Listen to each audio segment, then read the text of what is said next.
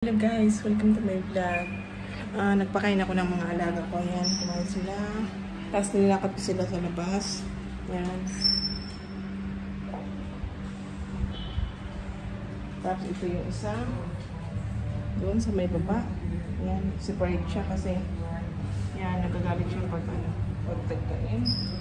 Nangagat siya. So, yan, ligpit natin yung mga pinagkainan nila guys.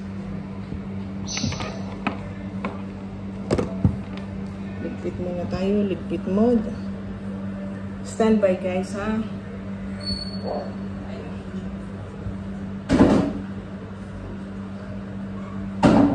Sasha, hindi ka ba tapos Sasha?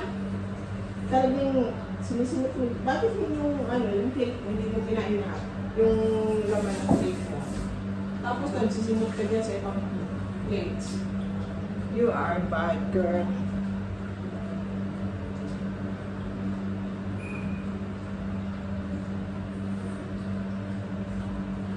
You eat good, Pirata? You want to eat more, Sasha? You want this, Sasha? Still up here.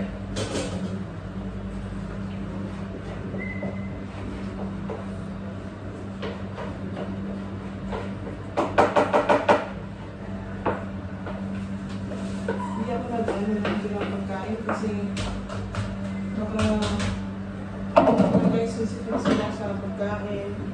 Baka yung mga tira-tira.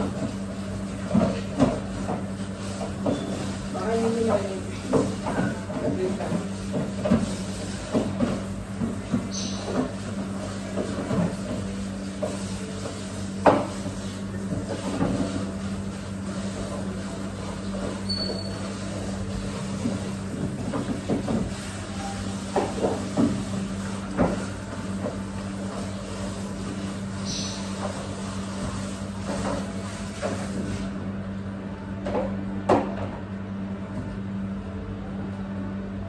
So, ayun guys, yung ibang place, mayroong mga leftover, pero hindi ko siya sinisave kasi nga, natatakot ako baka sasama yung tiyan nila pag, pagkakain sila ng leftover at magdi-dehydrate sila.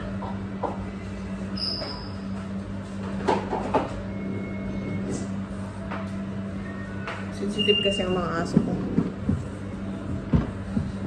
Ayan, ito lang guys, buhay yaya.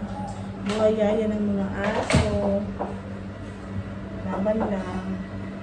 Hindi tayo lalaban. Mahirap sa Pilipinas. Sumambay. At ang doon, ang inday sa Pilipinas ay hindi magkakasahod ng sinasahod natin dito sa abroad. Kaya, kiss lang tayo guys. Guys, Sasha, you're done? Oh my God, Sasha. Talaga. Talaga, Sasha?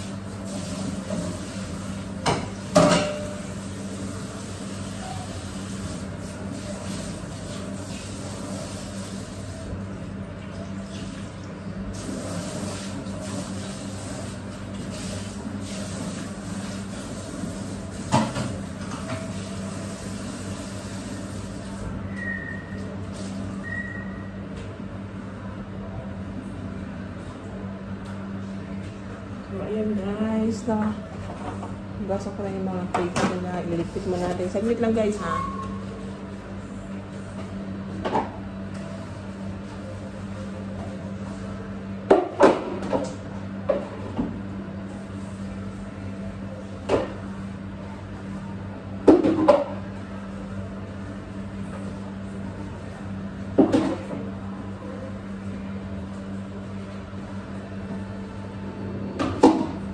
special, so special.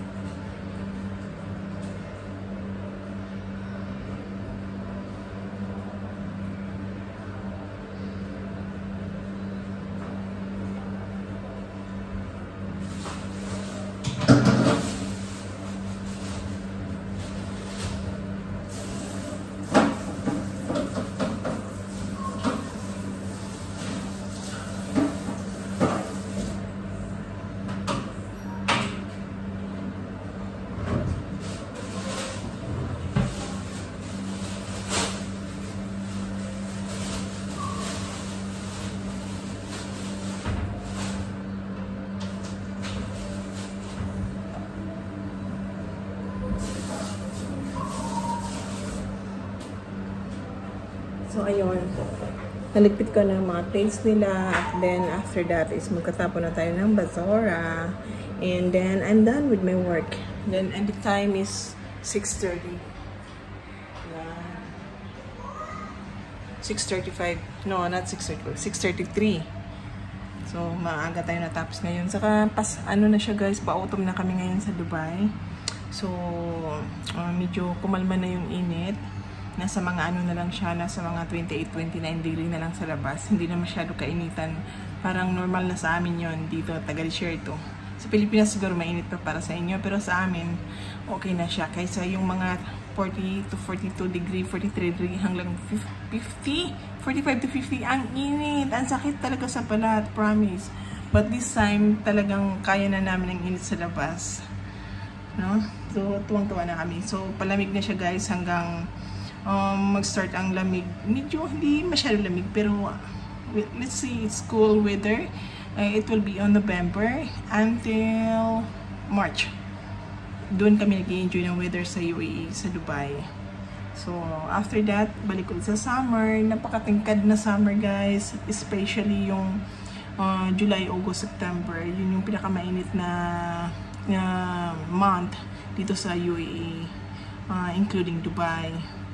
Yun. So, update ko lang kayo guys. Meron akong karamdaman ngayon. Hindi ako masyado masaya sa buhay kasi meron akong nararamdaman sa left legs ko.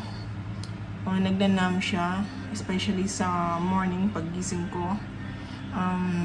Parang may electric shock sa loob ng muscles ko, sa left na legs ko.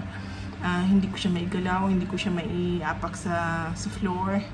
So, hopefully by Sunday, sa day off ko, sa labas ko, pupunta ako sa doctor, magpapacheck up kung anong nangyari dito. Although meron naman akong painkiller, which is analgesic. Binigyan ako ng prescription ng aking butihing kaibigan na sa USA. Shout out pala kay Doktora Eunice Abon sa Miami, Florida. Thank you so much for the support sa pag-advise kung anong dapat kong bilhin na gamot para sa painkiller at saka yung iba pa. I-check ko mamaya sa pharmacy kung meron. And then what else? Ayun, pupunta ako sa Sunday actually to visit a doctor talaga, neurologist, kasi I think may mali dito sa sa muscles sa legs ko. And para malaman na rin natin yung mga precautions, yung mga dapat iwasan at dapat gawin para maiwasan ang sakit na to. Kasi hindi ko maintindihan, ko lang siya na encounter, pero actually patanda na tayo, almost 50 na tayo. I'm already 48 guys, so expected na talaga na meron tayong mga ganitong sakit na mag-start na siya, a sign of aging, na parang papunta na tayo sa senior citizen. So para mas maiwasan natin ito guys, kailangan natin mag-ingat sa mga pagkain, iwas tayo sa salty foods, oily foods, whatever. Sweets. Iwas na tayo sa mga edad natin, hindi na tayo pwede na mga ganun. Pwede naman, pero konti lang, tikim-tikim lang. Okay? Huwag na yung mga buffet, bawal yun. Kung mga donuts, kung mga Jollibee, yung mga ganyan guys, bawal yun kasi sobrang oily siya. sobrang sweets, yung mga milk tea, nakakatakot yun sa katawan guys, ng isang katulad ng meron na edad ako, 40 plus, almost 50, let's see. So, yan, iwasan natin at ingatan ang ating katawan, ating kalusugan, para tayo ay magsaya pa sa mundong ibabaw, para magtagal pa tayo sa mundong ibabaw, hopefully. So, let's see, update ko sa next video ko kung anong mangyari sa aking check-up, and para mabigyan ko kayo rin ng advice kung sakaling magkaroon kayo ng ganitong karamdaman, maiwasan nyo yung mga bawal. Okay? So, ito pala yung dog ko na sobrang obsessed sa akin. Ayaw ko iiwan. Ano siya?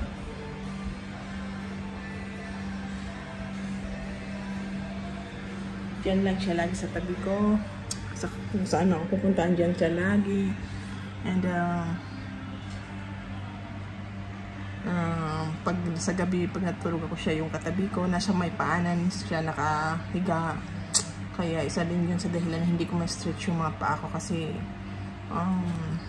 parang naiilang ako na paalisin siya. Kawawa naman, baby namin yan.